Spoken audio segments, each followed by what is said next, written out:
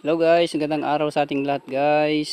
Ayan guys, na buo na natin yung ating ano, bahay ng ating mga alaga. Ayan guys, bukas siguro matatapos na. Sana ngayong araw na ito ay tapos na sana guys yan. Kaso bukas pa lang talaga natin matatapos yan. Gawa lang kasi nung palaging pag-ulan-ulan guys dito. Mamaya uulan, mamaya hihinto. Yan ang guys nung ating panahon.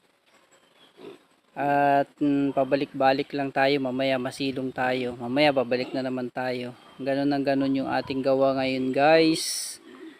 At ang ulan naman ay talagang hindi natin maiwasan yan. Talagang bubuhos kung gusto niyang bumuhos.